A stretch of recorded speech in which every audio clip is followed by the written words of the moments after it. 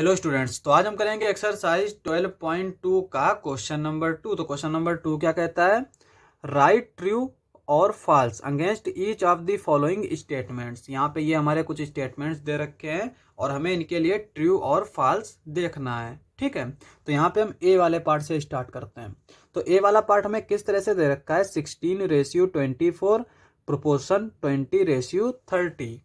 अब यहाँ पे इसको हमें कैसे देखना है? हम क्या करेंगे, इस रेशियो को सिंपलेस्ट फॉर्म में लिखेंगे, इस रेशियो को सिंपलेस्ट फॉर्म में लिखेंगे और देखेंगे कि क्या ये जो है इक्वल आए हैं या फिर नहीं आए हैं। अगर दोनों इक्वल होंगे तो इसका मतलब वो प्रोपोर्शन में होंगे, और प्रोपोर्शन में होंगे तो ये स्टेटमेंट ट्रू होगा। तो यहाँ पे हम इससे स्टार्ट करेंगे, इसको लिखेंगे 16/24। अब यहाँ पे देखो, ये भी 4 से डिविजिबल है, ये भी 4 से डिविजिबल है। 4 4 जा 16 और यहाँ पे 4 6 जा 24। तो यहाँ पे 4/6 आया। 2 2 जा 4, 2 3 जा 6, तो ये आ गया 2:3।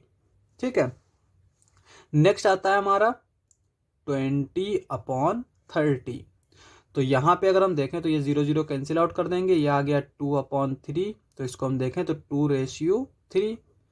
तो यहाँ पे ये जो है इक्वल आ गए, इसका मतलब ये हुआ कि ये स्टेटमेंट जो है वो ट्रू है। तो यहाँ पे लिखेंगे हम ट्रू।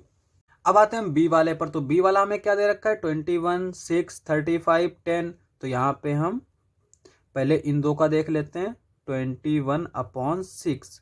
अब यहाँ पे ये 3 से डिविजिबल है, ये भी 3 से डिविजिबल है, तो डायरेक्ट 3 से डिवाइड कर लेते हैं।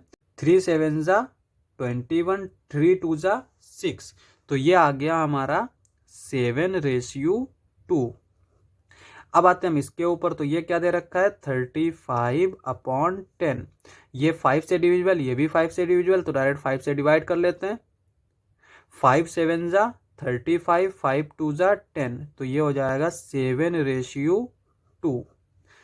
इस तरह से आ गया। अब देख सकते हैं कि ये दोनों क्या है? इक्वल है। इसका मतलब ये दोनों प्रोपोर्शन में होंगे, तो यहाँ पे लिखेंगे ट्रू।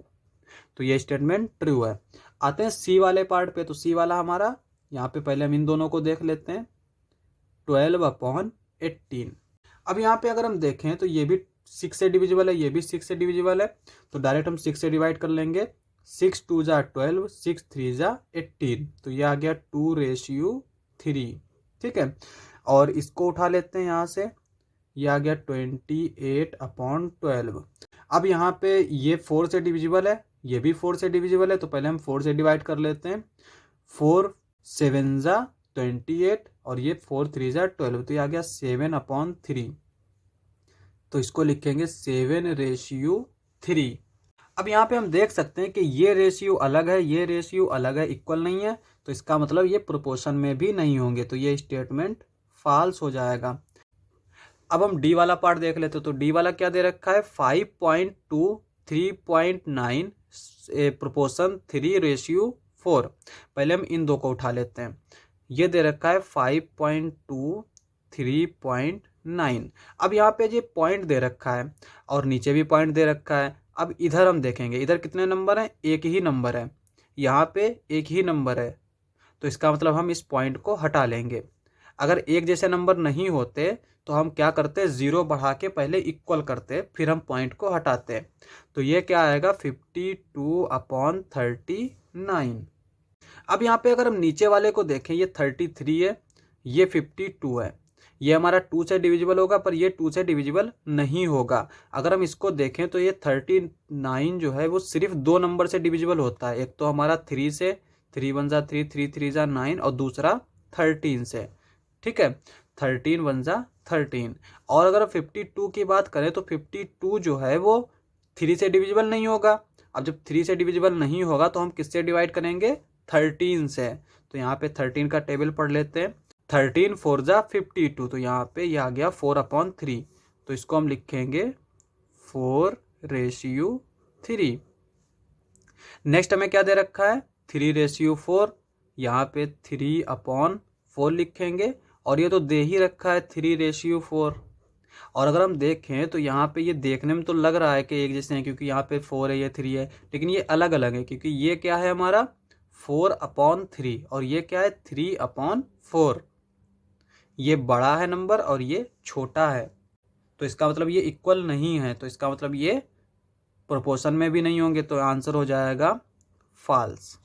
ठीक है, तो यहाँ पे ये हमने जो पार्ट किया है ये दरअसल ई वाला पार्ट है। ठीक है, तो डी वाला पार्ट हमारा क्या है, इसको भी कर लेते हैं हम।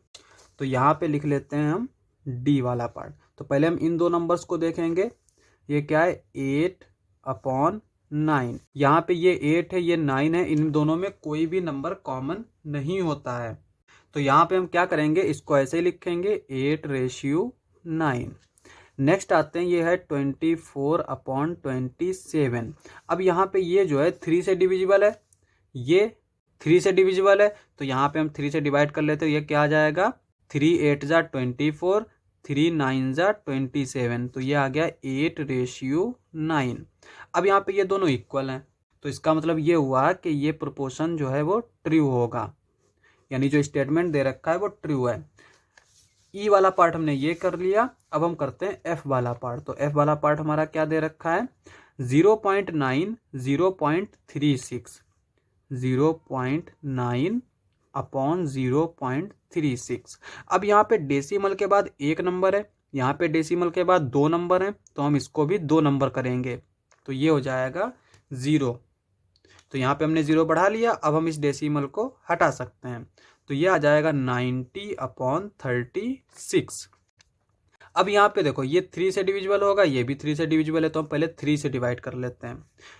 और अगर एक चीज़ देखें तो यहाँ पे ये 2 से डिविजिबल होगा क्योंकि यहाँ पे 6 है, ये भी 2 से डिविजिबल होगा क्योंकि यहाँ पे 0 है। तो अगर ये दोनों नंबर हमारे 3 और 2 दोनों नंबर से डिविजिबल हैं, तो इसका मतलब ये 6 से भी डिविजिबल होगा, तो हम डायरेक्ट 6 से डिवाइड कर लेते हैं। तो ये क्या हो जाएगा 6 6 जा 36, और यहाँ पे ये इसको अलग से डिवाइड कर लेते हैं, 90 को 6 से डिवाइड कर लेते हैं, 6 1 जा 6 हो जाएगा, ये 3 आ जाएगा, ये 0 उतार लेंगे, 6 5 जा 30, तो यहाँ पे आ गया 30। अब यहाँ पे ये हमारा क्या है 30, ये 6 है, सॉरी यहाँ पे जो आएगा वो 15 आएगा क्योंकि हमारा ये आंसर 15 है। ठीक है, तो यहाँ पे ये 15 है, ये 6 है, तो ये हमारा 3 से डिविजिबल है, ये भी हमारा 3 से डिविजिबल है, 3 2 जा 6, 3 5 जा 15, तो ये आ गया 5/2। अब आते हैं हम नेक्स्ट पे। तो नेक्स्ट हमारा क्या दे रखा है 10/4, ये रेशियो क्या आ जाएगा 5/2, ये आ गया 10/4। अब यहाँ पे हम देख सकते हैं कि ये 2 से डिविजिबल है, ये 2 से डिविजिबल है, 2 5 जा 10, 2 2 जा 4, तो ये आ गया 5/2। दोनों रेशियो इक्वल है, तो इसका मतलब ये स्टेटमेंट ट्रू हो जाएगा। तो यहाँ पे ये लास्ट पार्ट था, क्वेश्चन समाप्त। नेक्स्ट लेक्चर में करेंगे नेक्स्ट क्वेश्चंस। आज के लिए बस इतना ही।